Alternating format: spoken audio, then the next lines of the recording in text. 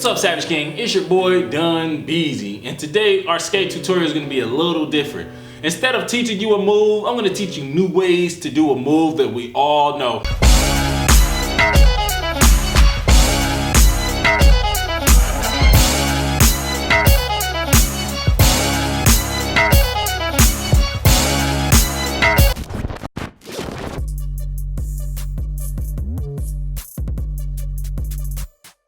The reason why I'm teaching crazy leg variations is because once you're in the beginning, once you got a move, when they put the beat on, what you gonna do? Crazy leg for 64 beats?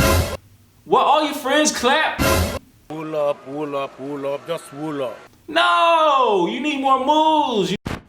What philosophy that I want everybody to understand before we do this footwork variation video is what I like to call the map. I'm the map. I'm the map. I'm the map. So you can face north, you can face south, you can face east, or you can face west. And I think it's extremely important as a skater to pay attention to where you're turning. I'm facing north directly towards the crowd, facing south with my back to the crowd, facing east with my side to the crowd, or facing west with my other side to the crowd. When I turn, I either turn 90 degrees, I might turn 180 degrees, I might turn 270 degrees. But I always like to have a very, very precise stop. Let's say I want to turn from here to here. If I go from here to here, I made a mistake. So it's really, really important with these moves that you practice stopping exactly where you want to stop. Our first crazy leg variation is the 90-degree turn. What you want to do is with your back foot of a crazy leg, you're going to pick it up, put your toe into the ground, and use your toe to pivot 90 degrees to your right or left, depending on which side you're on. What I like to do is I like to use my arms a little bit. I like to try to make my footwork look really, really smooth.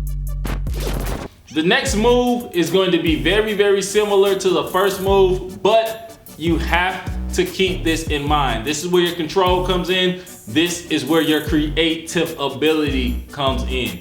Instead of pivoting 90 degrees to your left or right, you're going to pivot 180 degrees. I know this variation is really, really similar to your last one, but it makes a difference. For example, if you turn 90 degrees to your right and then you turn 90 degrees back to your left, you're facing forward again. You're back where you started. But if you turn 90 degrees to your right and then you turn 180 degrees to your left, you're facing a completely different way. This gives you a chance to really mix up the angles, mix up which foot you're using, and really create some different effects while you are skating.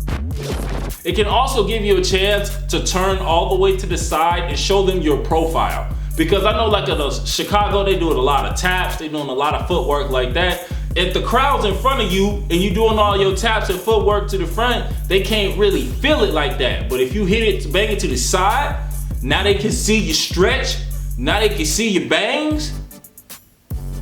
It's next level, and that's why this move is so important. Variation number 3 is super duper similar to 1 and 2, but instead of sliding your foot back and pivoting to the left or right, you're gonna slide your foot forward and you're gonna pivot to the front or to the back. I think this is an extremely powerful and underused move.